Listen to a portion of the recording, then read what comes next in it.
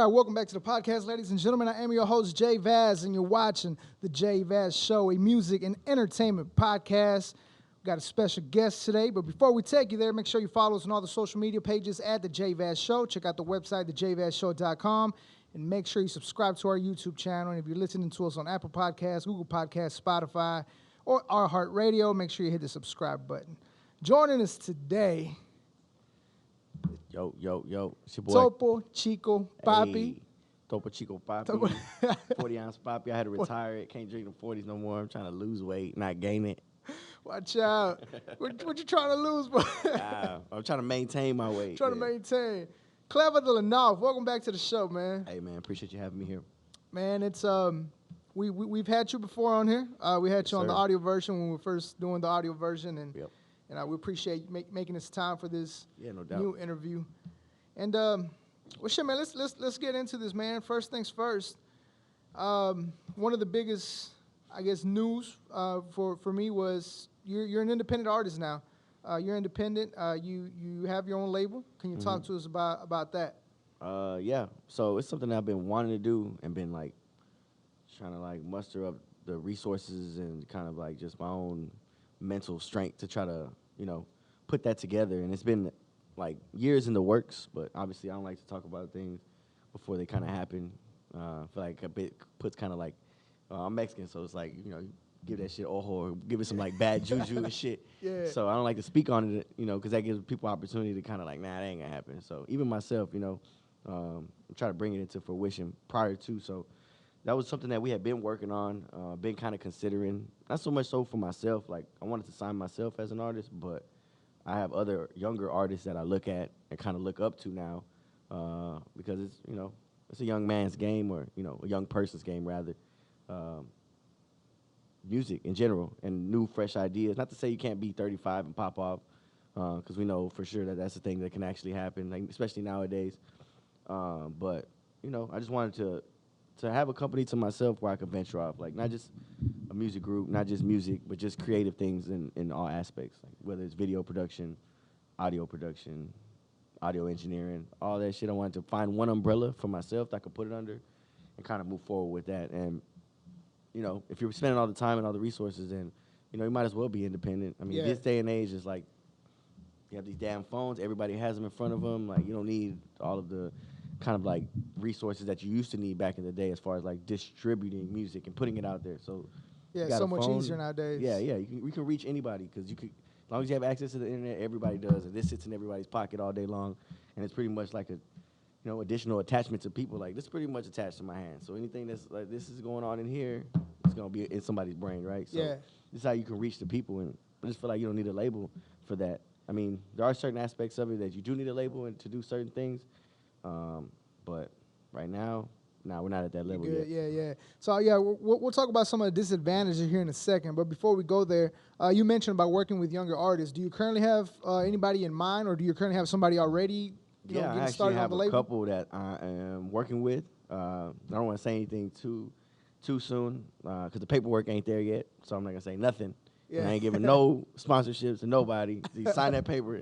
But there's a couple of younger artists that I'm really like trying to like I got a younger cat. He's like 16.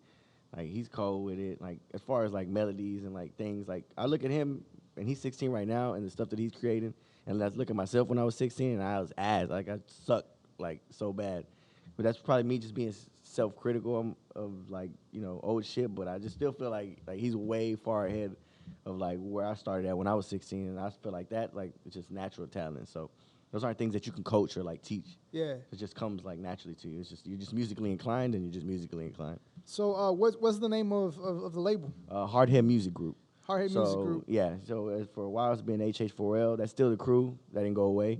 But I wanted to kind of make it official and have more of a professional name. We've been kind of discussing like other things as far as like moving that around for our video production and things like that. But as of now, it stands as Hardhead Music Group, and everything's kind of coming out under that entity.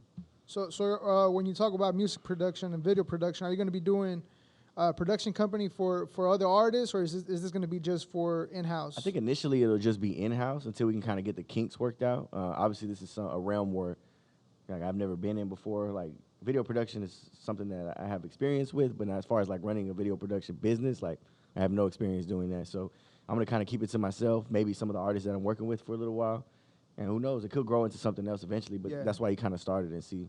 But I just want to have like try to limit the amount of shit that goes outsources. Like if you're an independent label, it's better for your budget, and then when your balance sheet comes out at the end of the year, to have all of these things lined up, so that way everything's in house, so you're spending less money because you don't have the money because you're independent, right? Yeah. So, speaking of how you're independent now, you were previously under Street Science. Yeah. Can you talk to us about why did you leave Street Science, or what made you? I think just creative differences, just how we wanted to approach little things, and that's still the family. Shout out to Jessica and Dave, like they helped me a lot in my earlier career, and like making me like even to the point where making me believe like this was something that was actually possible and actually like attainable. Like before them stepping in and like it's hard to do this on your own. Like shout out to everybody who does music, because if you are doing it on your own, it's hard to wake up every day and tell yourself like I'm tight, I'm dope, like without that reassurance from your teammates. Like if you have a whole team around you, it's a little bit easier, because now you got everybody sitting at this table telling you like, all right, we believe in this product, we're gonna help you push it out and do all those things. So if you're like an independent artist and you're sitting there by yourself, it's like kudos to you, because I couldn't have done it at the beginning of the earlier career. But that's why I say I attest that to them. So we still have a good relationship. It was no bad blood in the departure of me with the label, but it just seemed like the right thing to do. And I'm growing, getting older, and I want some of these things for myself, and we just saw things a little bit differently in the marketing and things like that. So we sat down and said, all right, look, how can we figure this out and kind of move forward. And I told them like these were the things that I had lined up. Like I'm looking at starting a music group. I have a couple of artists that I'm working with. Essentially, I want to be what they are, and then kind of make it grow from there. So it was just like things like that, small things, and they have other projects going on. They're hustlers, so they have a shitload of shit going on. So this is not taking any time away from anybody. Like I don't want to waste their time, and I don't want them wasting my time. So from that point, we kind of agreed to go our separate ways, and cordially kind of went about it like that. But still have a good relationship. You never want to burn bridges. So for all the kids out there watching this, don't just go and throw your hands up. There's plenty of times where I wanted to be like, fuck this, I'm out, like rip up the paperwork and like whatever, but you can't do that shit. You got to be strategic about how you go about it, because you got to be smart about it. It's chess, and this is business, and this is my livelihood and my life. So moving forward, I know I had paperwork and contract. I made promises, they made promises. So let's come to some type of agreement. Let's sit down over a lunch and try to figure out like how we can resolve this matter. And I'm really like seriously like wanting to go out on my own and just try it out. Like I got to give myself at least that chance. I've been with the label since 2014, so I just got antsy, and I'm like, and it might not work, it might work, but I bet on myself every time. Yeah. So I'd rather me be in control of everything else that's going on. And it just seemed like with more people on the team, it took longer for things to happen, because it has to like go through this system of like, okay, do we want to do this? Okay, do we want to do this? And then we all have to be in agreements, and then we all have to come together. Like that communication back and forth, sometimes the shit gets lost in the midst of it. So it's just like, okay, if I'm the one controlling it, if I'm the one creating it, if I'm the one putting it out, then there's this one person that has to say yes, and then it goes out. That's it.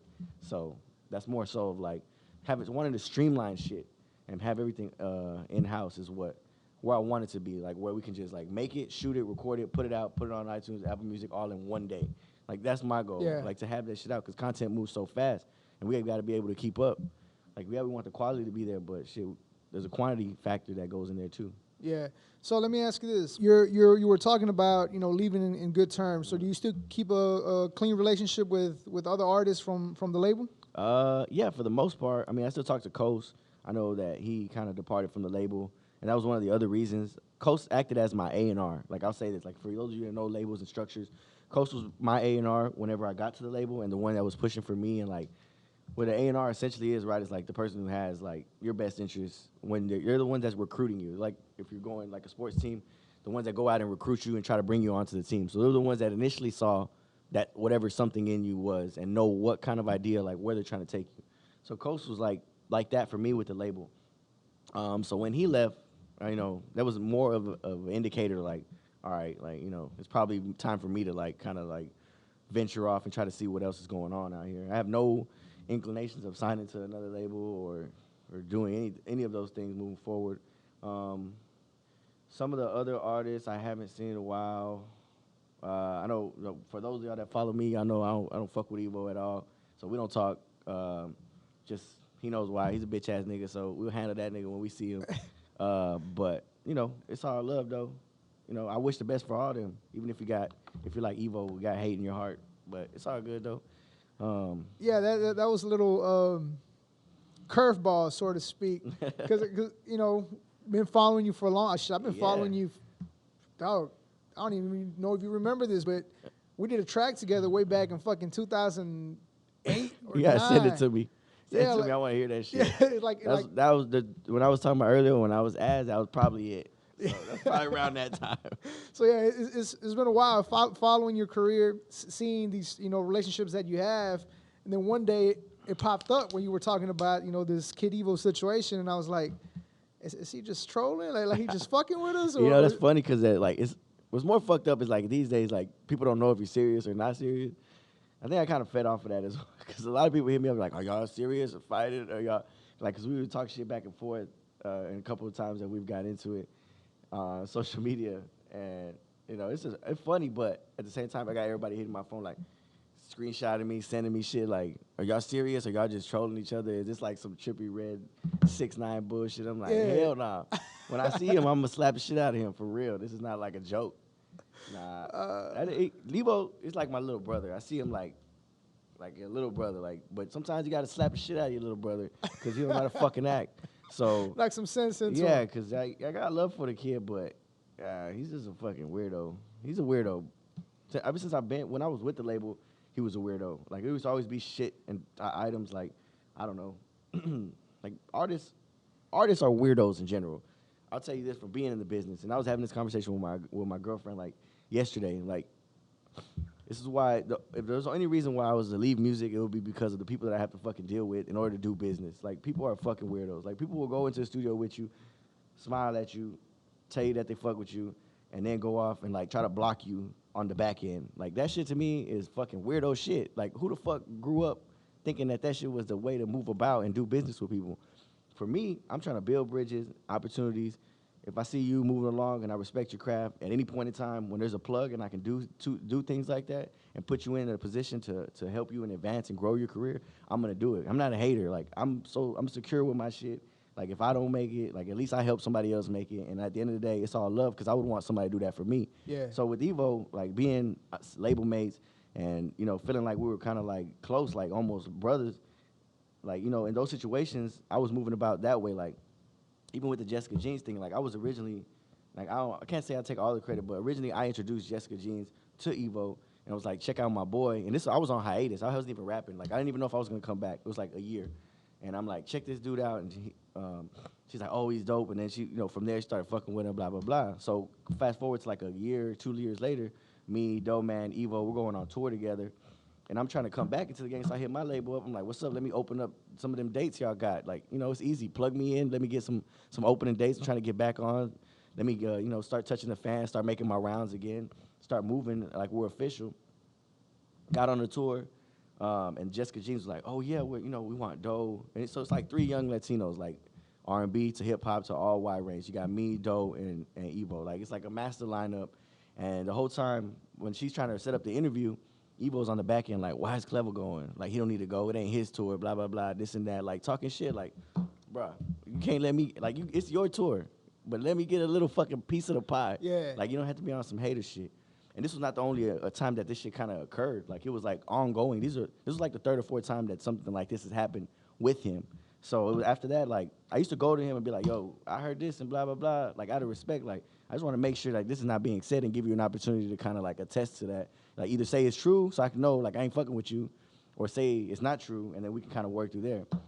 And every time be like, nah, I didn't say that, I didn't say that. And then after a while, I keep hearing it, like, the saying is, like, if there's smoke, there's a fucking fire. So if I keep hearing you saying this shit, like, some of it has to be true. Yeah.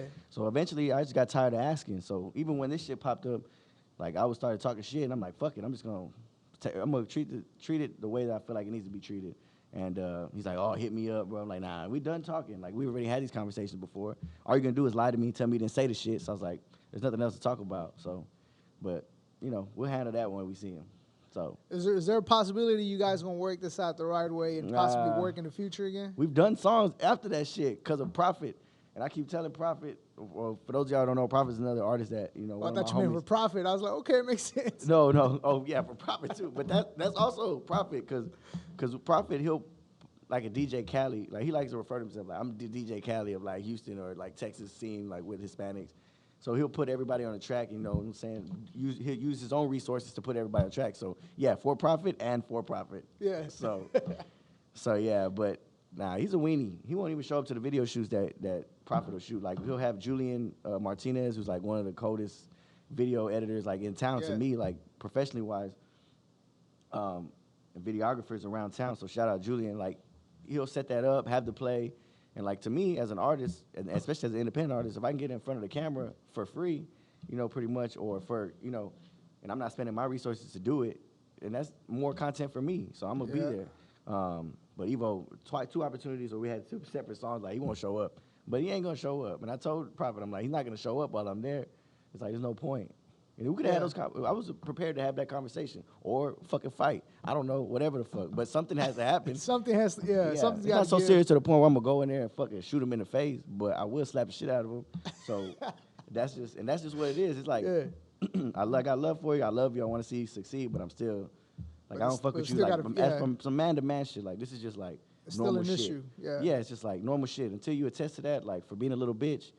And I just don't understand none of this shit. I don't understand none of the hate. Because right now I see the nigga walking around, and every time I do see him, he looks like me. He dressed like me. Try to act like me. He's still on my style and all this shit. I mean, he ain't the only one. But, you know, and I've said this shit before. Like, we was doing Mexican shit when the Mexican shit wasn't tight. And people didn't want to brand themselves with that shit. And I took it fully head on. Like, for those people that don't know, I'm like first generation Mexican-American. Like, my dad is a legal immigrant. He's deported. He's in Mexico right now. He's from Nuevo León, Monterrey. And that's where he lives now currently because he can't come back. So I take a lot of pride with this. And these cats are like 6th generation, 7th generation. Not to say that I'm more Mexican or like to attest for that, but like they were shunning away. Like they were like more embarrassed of it. And now I feel like people are circling back around just to kind of catch that audience and that crowd. And to me, that's kind of whack. So speaking about that, I'm glad you brought that up. I meant to write that on my notes and I kind of forgot, but I'm glad you brought that up. You did post it on Facebook, and I couldn't agree more with you with that, simply because there is a lot of artists out here that they're trying a little too hard to put the fact that they're Mexican out there. And like you said, years back, this was not the case. They were kind of shying away from it. You know, it's like going above and beyond to not be Mexican. Yeah, and there's a couple artists that I don't really care for their music, so I'm gonna go ahead and say their name because I don't plan on having them on here. Peso is one of them. Okay. I mean, shout outs to him for doing his thing. I'm not gonna knock that. Yeah. But I don't fuck with his music or his style, and it just don't come out. It don't come out genuine. It comes out like he's pushing it. So, you know, when you posted that on Facebook, a lot of people were like, "Yeah, you know, it's kind of like y'all taking our style, blah blah blah." And it's like, "Nah, bro, this is different." Like, it's like you said, it wasn't cool to be Mexican a couple years back. Yeah.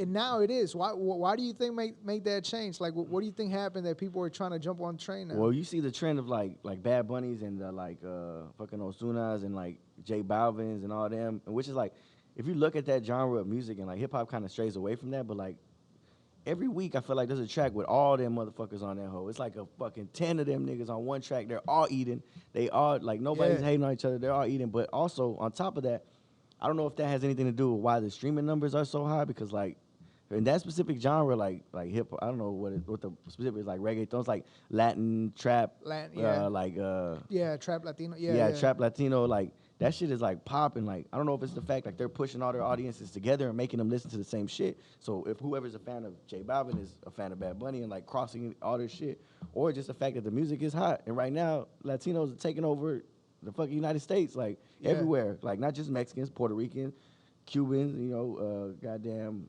Colombians, like everybody, like Spanish music is where it's at, and like people speak Spanish everywhere else besides the United States, but it's changing. So I think like that, seeing that it's working, is like reason to like try to slide over and try to get some of that bread. Yeah. Like it's kind of like that Dope House, like, because SPM still has all his fan base, so we know that they're there. Yeah. But that was the other thing. I'm like, nobody's been able to pick them up since SPM. So like, what the hell are we doing? Yeah, but I do think that it's like a trend. Like it's trendy right now. So now you see, like the part that pisses me off is like I see like other artists of other ethnicities like doing Mexican shit, but it's not. It's distasteful. It's like it's not like paying homage to like Mexican shit or like, you know, trying to be respectful about it. Like these niggas is dressing up in goddamn like motherfucking sombreros and running around eating tacos, talking about some Mexican shit, and like this shit's like, is it fucking like a parody to you? Like, is this shit funny? Like, and then pop off on that shit.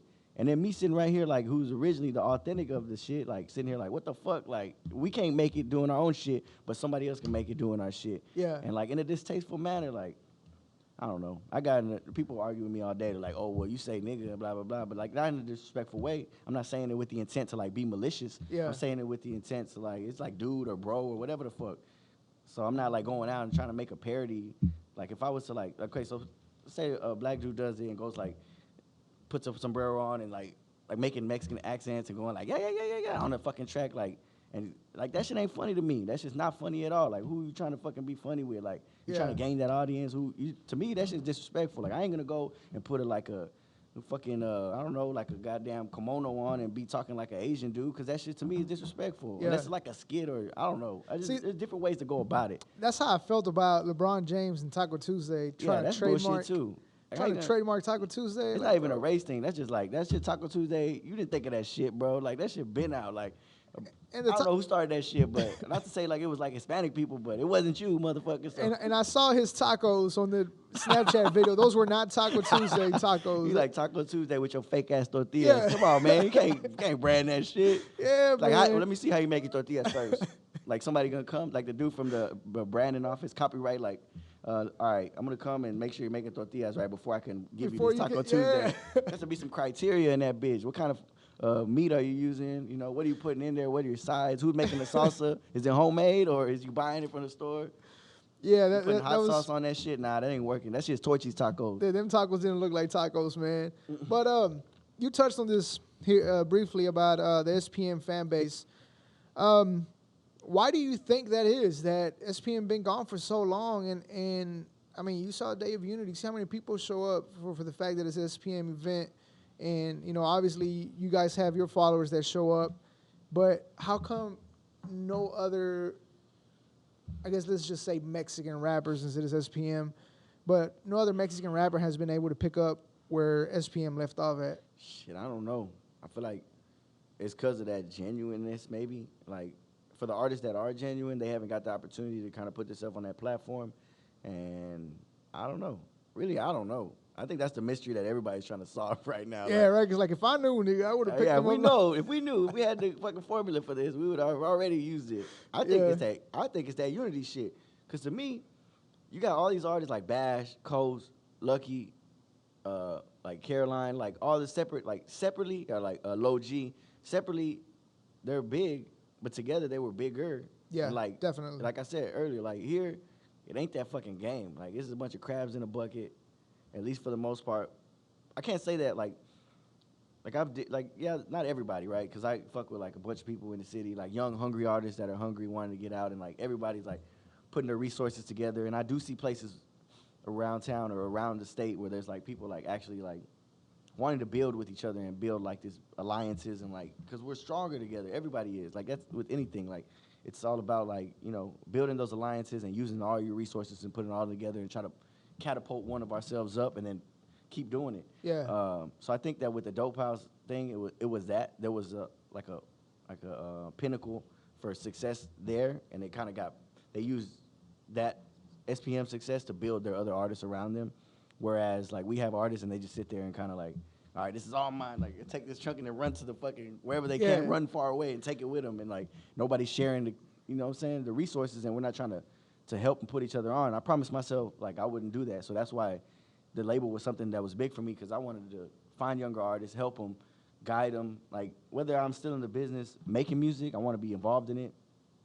And I'll still be making it, like, even whether it's producing, whether it's, like, you know, engineering for other artists, whether it's, like, video directing for them. Because now that I got a little bit of tenure within it, like, I want to, like, offer the knowledge that I have so they can start at a higher point. So that way they're coming in knowing all the things that I had to figure out across the last 4 or 5 years. Yeah. So they, you know, I'm like, all right, I got you, like, managing artists, whatever the case may be, for some that I believe in. So I never want to stray away, and I just want to be, you know, somebody that I can pull some other people up and kind of help and guide and funnel their careers as well. Yeah. So I think it's that piece, like, people just, wanting to shun each other away. It's like, I got this, you don't. Yeah, like, everybody I got this. Now you're gonna have to work for it. Yeah. Earlier you touched on the fact that like J Balvin, Ozuna, and everybody, all of them are coming together and creating this big platform with all their fans. Have you thought of doing something like that as far as getting together with other artists, or as of now, are you done with music, or no? I'm definitely not done with music. And as far as like doing it with other artists, like yeah, I do. And like I didn't want to speak on it, but like for moving forward, like one of my project ideas is like to every couple months find a new artist that like is around locally or maybe even a little further out, and do like mini EPs with them. That way it's like a good way to build each other up and like collaborate and put our fan bases together and like build off of that, create marketing behind that. Like every month, it doesn't take much to record 3 songs. You get a new artist every month, you put out a new project, you got 3 new tracks, you got content, and you're working with another artist, so you're pushing your fan bases together. You're forcing them to kind of listen to, the other artists, give them a chance. Whether they like it or not, that's up to them. Whether they continue to pursue that artist is up to them. But I think that is some of the sense. The only hard part about doing that is like I've wanted to be that guy, like, all right, I'm going to put everybody together and do all this, but, like, I ain't got the fucking time or energy to be dealing with everybody's shit, and everybody got problems with each other, and they don't like each other, and they're this, and they're that, and their egos, and that. I'm sure you can imagine trying to book artists and get them in here to do shit. Like, people, that's what I'm saying. People act so fucking weird. Like, people are fucking weirdos. Like, you have no right or, like, any kind of success or accolades to be acting like a little bitch. Yeah. It's like, that's how I feel about people. I won't. Unless, like, people, I get to that point where, like, people are seriously, and I know they're not going to fuck me over in the end. Because, like, even with that shit, like, with the artists, like you mentioned, like, Smiley and Evo, like, the whole time I was on the label, I was trying to work with all of those artists. And the whole time all they were doing was talking shit and hating. Mad because they weren't on South by Southwest shows. Mad because they weren't getting studio time. Mad because they felt like the label was paying too much attention to Kleva. Like, all that bullshit, I didn't even know what's going on. So I'm sitting here with these people at the same table, and we're laughing and keeping it cool. And I'm like, oh, these are all cool-ass people. Let's work together, blah, blah, blah. But in the background, they were all talking shit. So it's like, what do you want to do? Yeah. Like, it's just too much. It's too much trouble. I feel like it's a lot of risk for a low reward. Like, I don't get nothing out of it. So